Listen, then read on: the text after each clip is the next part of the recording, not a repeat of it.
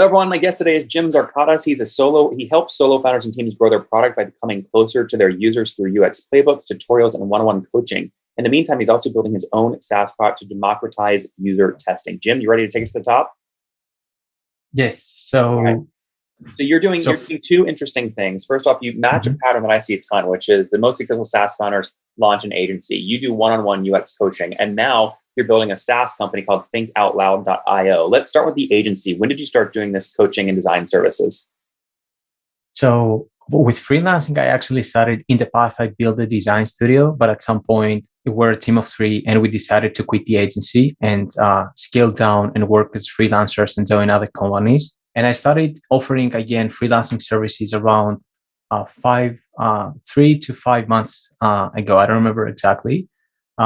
It's less than a year actually. And my focus with freelancing is to optimize freelancing to create the highest possible revenue with the least amount of time. So freelancing is the tool that fuels creativity for me. It gives me access to plenty of insights and problems people have, and I use all this knowledge and money and the time that is left to create other products. So what I'm doing right now with the freelancing is my strategy is called small bets. Daniel Vassallo came with this name, which is pretty popular on Twitter on the indie hiking scene. And what I'm doing is actually three things. First, I create design services.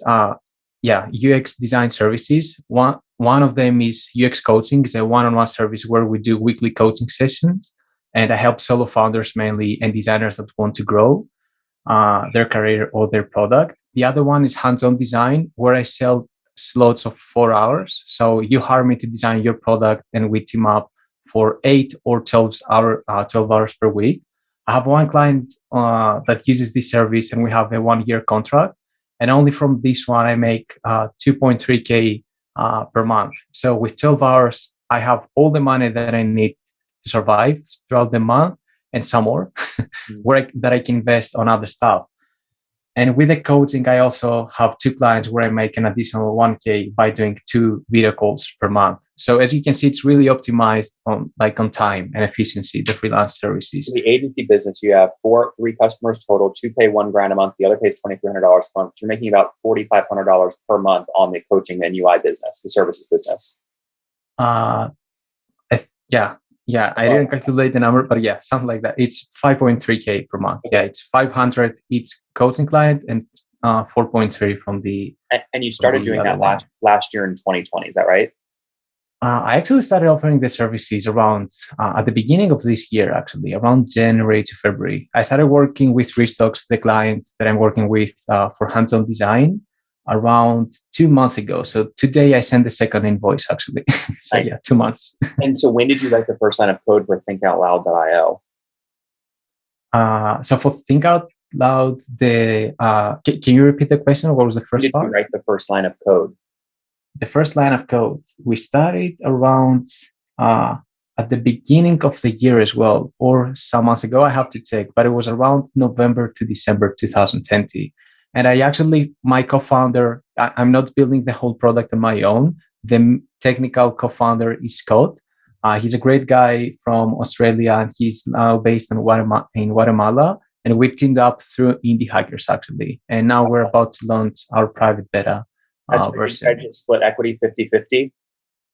Yeah. That's the goal. And the idea is we have a MicroSaaS, and we want to build some kind of passive income from this. We don't want to build a super high like unicorn or whatever, just to create some steady income by selling a software product. Yeah. That's our mission. Do you have any paying customers on Think Out Loud yet, or no? No. At this point, actually, where we are is we're about to launch our private beta. So we're finalizing our MVP, and we have 30 people in total that signed up. And then on top of this, we have our personal network that we're going to do a pilot testing with. So our approach is we take it slow, and we spend around 8 hours per week on building the product. So it's a MicroSaaS side project, and we focus on delivering something by spending 8 hours per week. It's really lifestyle kind of optimized business. I like that. And yeah, you say on the website, stop analyzing your users, start listening to them. The planned launch date beta is May 2021. Pricing is always tricky, even for MicroSaaS. How are you going to come up with a price point to launch this at? That's a good one. To be fully honest, I'm pretty amateur on this whole thing. It's my first SaaS product, so I don't have a super clear strategy. We have many things in mind, like to we say it's a SaaS product, and that's what's gonna probably be the case. But we want to first do the pilot testing with people and understand how they use it, how often they use it, and what's the thing that they feel that they get most value out of.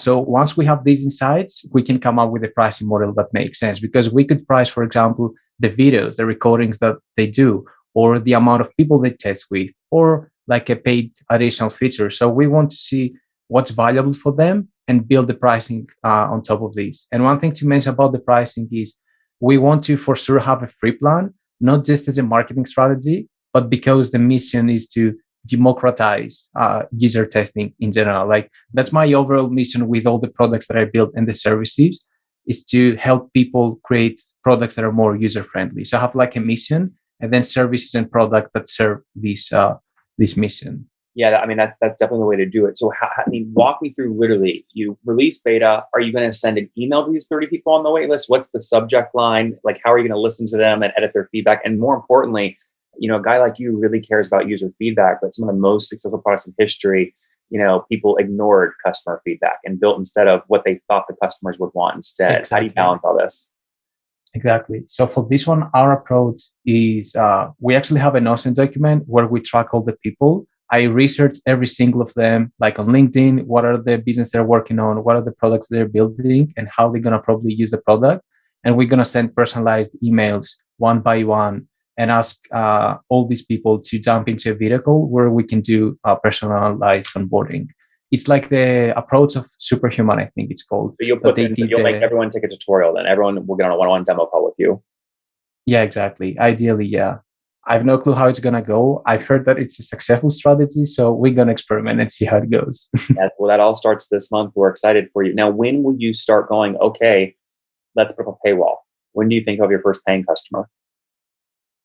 For think out loud, when do we think that we're going to have the kind of long-term goal is to, like, we gave a promise let's say to ourselves that until the end of the year, we're going to have our at least 10 paid customers. That's like us, our goal that we have, but we don't have a solid strategy on this yet. We expect to be out of beta, at the last quarter of the year. So ideally, we can have paid customers until the end of the year as well. Mm-hmm. What would make you and Scott happy in terms of the revenue you're doing per month at the end of the year, considering you're only putting in 8 hours a week and it's a lifestyle MicroSaaS? That's a good one. So as I said, it's a very kind of like freelancing as well. It's lifestyle driven business. It's not, we don't want to build the next big thing or something like that, or a unicorn. So it's optimized on creativity if we're happy with the quality of work that we produce. And also about the work-life balance. Like if it takes too much time for the revenue that it creates, these are the two criteria that we have for the product. Actually, and one last note on this, that we want to build single-focused products. Like we don't like products that are too complex with so many features because they want to grow. Like iOS apps is a good example. They do one thing and they do it in the best way possible. What so this is the iOS apps. Like if you know Things Up, like it's a very popular to-do app for iOS. They've won so many design awards because they do. Jim, we couldn't hear clearly what example you're using. Can you spell the name of the company? Yeah, it's Things, like THINGS, and it's a personal to-do manager. So they've built the best personal to-do app with no collaboration, no project management, nothing in terms of features, and just made it right. And they only do this for the last 10 or 20 years, and they make a living out of it. So that's the idea. I love the model. I think this is great. Okay, let's wrap up here with the famous five. Number one, what is your favorite book? I see you have a nice bookshelf there. I see Ad Catmull's Creativity Inc. What else do I see? What's your favorite book? My favorite book, I would say Rework from Basecamp and The Mom Test, the second one. What do you think about all the Basecamp drama right now around talking about political stuff internally and employees taking the payout?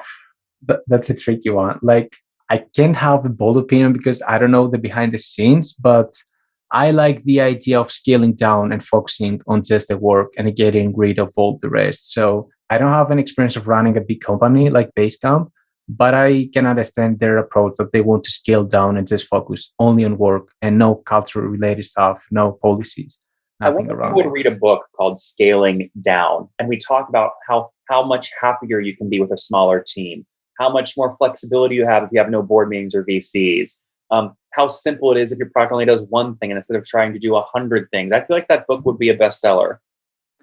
That's true. That's true. That's a bit what rework is from Basecamp as well. Like, but Scale Down is a really good one. The Company of One is a similar book that is very popular. But yeah, I totally like the title. Totally agree. Number two, Jim, is there a founder you're following or studying besides the Basecamp guys?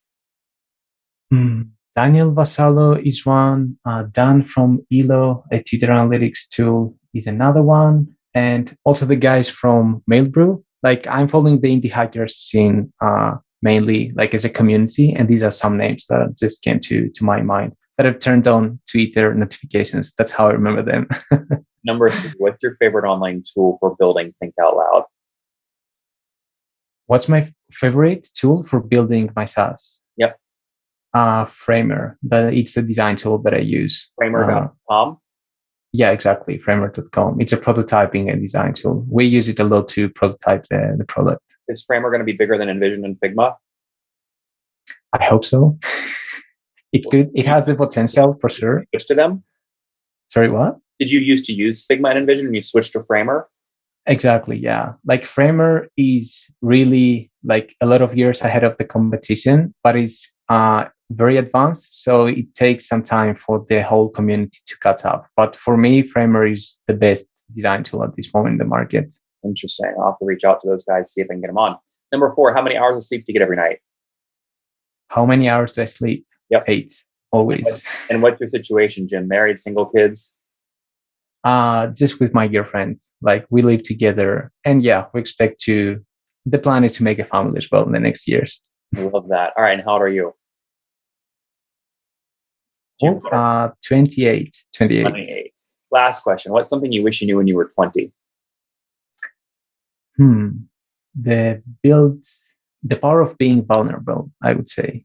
And I can fit it into the building public thing that I recently started doing. I love that. Guys, there you have it. Think out loud. Jim, again, he's not trying to be the next VC-backed unicorn. He doesn't want a 1,000-person team either. He built an agency. He makes $5,500 a month. He's happy with his wife at his house. He met his co-founder for his MicroSaaS ThinkOutLoud.io via indie hackers. They're building with a goal to get 10 customers by the end of the year. They're bootstrapping. Jim, if you ever raise capital, I'm going to hunt you down. I'm going to find you.